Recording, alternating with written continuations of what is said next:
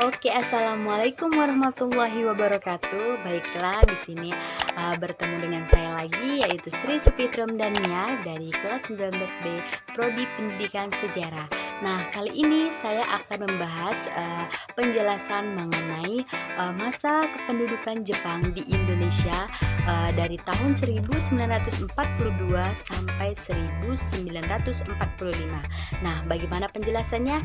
Simak terus video ini sampai selesai, jangan di-skip, oke?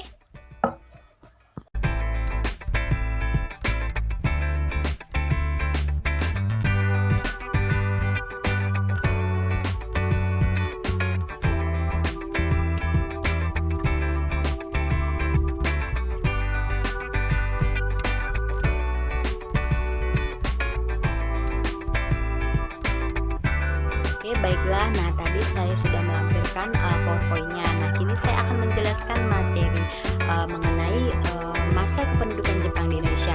Nah, penduduk Jepang di Indonesia ini dimulai pada tahun 1942 dan berakhir pada tanggal 17 Agustus 1945. Bersama dengan proklamasi kemerdekaan Republik Indonesia oleh Soekarno-Hatta dan Muhammad Hatta atas nama bangsa Indonesia. Nah, pada bulan Mei 1940, awal Perang Dunia II, Belanda diduduki oleh Nazi Jerman. Nah, Hindia Belanda mengumumkan keadaan siaga dan di Juli mengalihkan ekspor untuk Jepang ke Amerika Serikat dan Inggris. Nah, negosiasi dengan Jepang yang bertujuan untuk mengamankan persediaan bahan bakar penerbangan kegagalan pada bulan Juni waktu 1941 dan Jepang memulai penaklukan Asia Tenggara di bulan Desember tahun itu. Nah, pada bulan yang sama, faksi dari Sumatera penerima bantuan Jepang untuk mengadakan revolusi terhadap pemerintahan Belanda. Pasukan Belanda yang terakhir dikalahkan oleh Jepang pada Maret 1942. Selama pendudukan, Jepang juga membentuk persiapan untuk kemerdekaan BPUPKI atau Badan Penyelidik Usaha Persiapan Kemerdekaan Indonesia. Nah, atau Dokuritsu Junbi Choskai.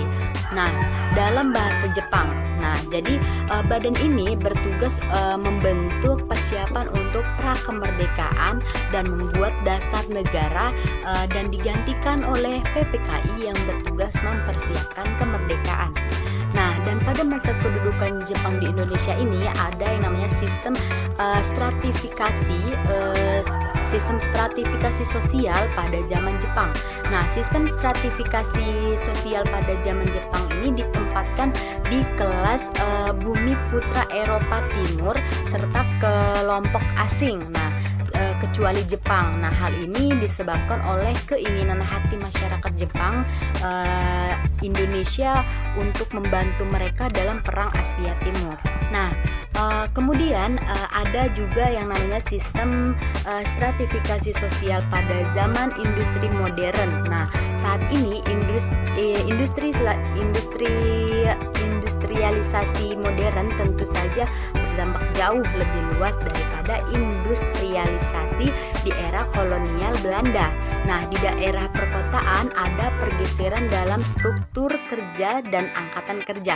Misalnya, sekarang itu muncul jenis-jenis pekerjaan baru yang sebelumnya tidak ada, yaitu konsultasi, advokasi, dan organisasi bantuan hukum. Nah, buruh juga mengalami pergeseran, terutama dalam hal gender. Di masa lalu sangat dimonopoli oleh tenaga kerja laki-laki, tapi kali ini perempuan telah berperan dalam semua bidang pekerjaan. Nah, dan berdasarkan ini menentukan kelas sosial tidak lagi hanya ditentukan oleh aspek ekonomi, tetapi juga oleh aspek-aspek lain seperti faktor kelangkaan dan profesionalisme seseorang. Nah, hal ini juga disebabkan oleh masyarakat industri adalah kreativitas yang sangat menghargai dapat menambah nilai dalam pekerjaan mereka. Akibatnya berpendidikan tinggi orang-orang yang sangat dihargai oleh masyarakat industri. Nah, sebaliknya orang-orang dengan pendidikan rendah ditempatkan di strata yang rendah. kemudian perlawanan rakyat Indonesia terhadap Jepang. Nah, perlawanan rakyat Indonesia ini terhadap Jepang itu ada beberapa peristiwa. Nah, yang pertama yaitu peristiwa Cetlieng pada 10 November 1942 itu di Aceh. Nah, pemberontakan yang dipimpin oleh seorang ulama muda yaitu Tengku Abdul Jalil, seorang guru di Cetlieng. Nah, upaya Jepang untuk membujuk sang ulama tidak berhasil sehingga Jepang melakukan serangan mendadak di pagi hari ketika orang-orang sedang melakukan sholat subuh. Nah, dengan persenjataan sederhana, orang mabuk mencoba untuk menahan serangan dan berhasil memukul mundur pasukan Jepang untuk kembali ke Losek Mue ya, kalau nggak salah, Losek Mawe. Nah, jadi waktu serangan kedua, berhasil digagalkan oleh rakyat. Nah, hanya dalam serangan terakhir atau yang ketiga itu Jepang berhasil membakar masjid, sementara pemimpin pemberontakan Tengku Abdul Jalil itu berhasil melarikan diri dari pengepungan musuh, tapi akhirnya ditembak saat berdoa. Nah, kemudian ada yang kedua yaitu peristiwa Singaparna. Nah, peristiwa ini adalah suatu peristiwa perlawanan fisik yang terjadi di sekolah Sukamana. Nah, Singaparna Tasikmalaya, Jawa Barat, di bawah pimpinan Kiai Haji Zainal Mustafa. Nah, pada tahun 1943.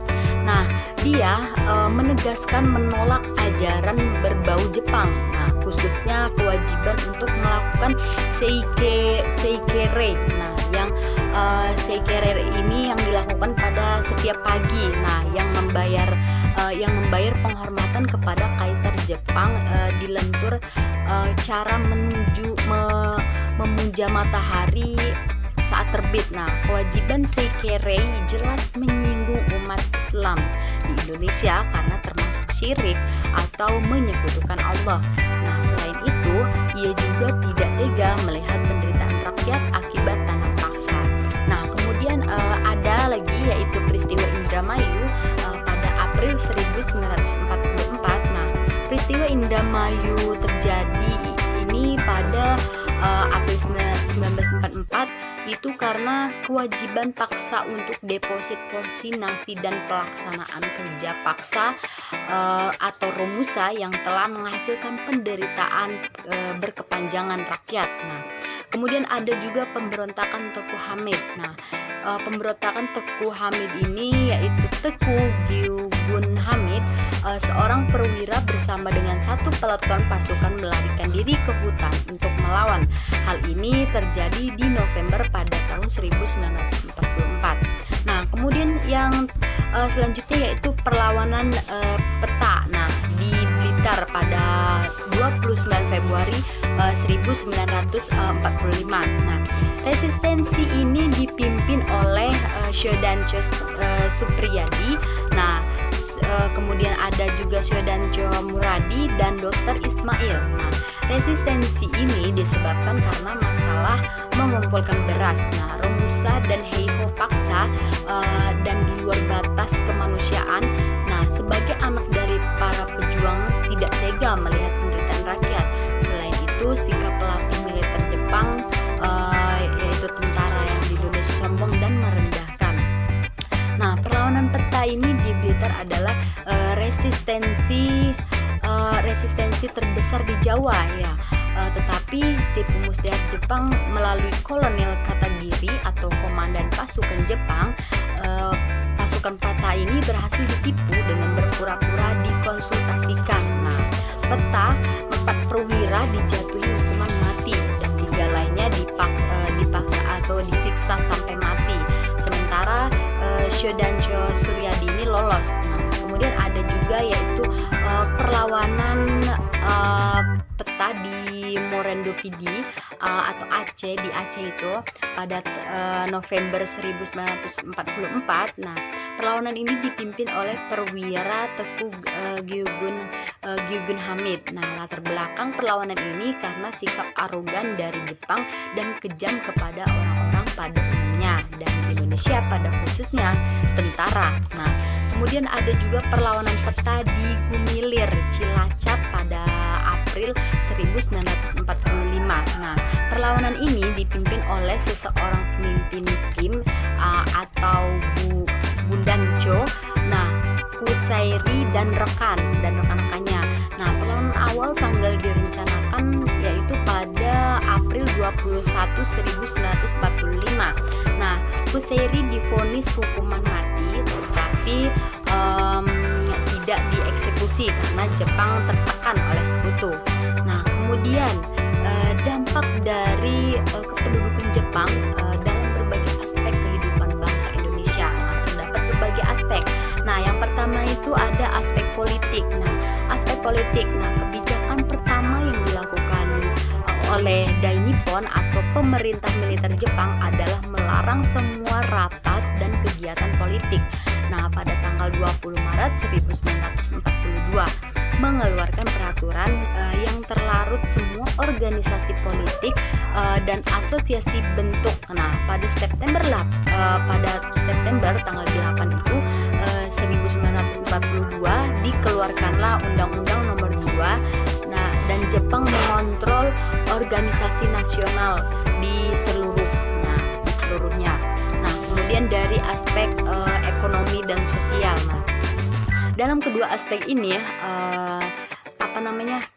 kita tuh menemukan bagaimana sih cara mempraktekkan eksploitasi ekonomi dan sosial yang dilakukan Jepang untuk masyarakat Indonesia. Nah, dan kita juga dapat membandingkan dampak ekonomi dan sosial dengan dampak politik dan birokrasi. Nah, hal ini menempatkan sistem regulasi ekonomi pemerintahan Jepang.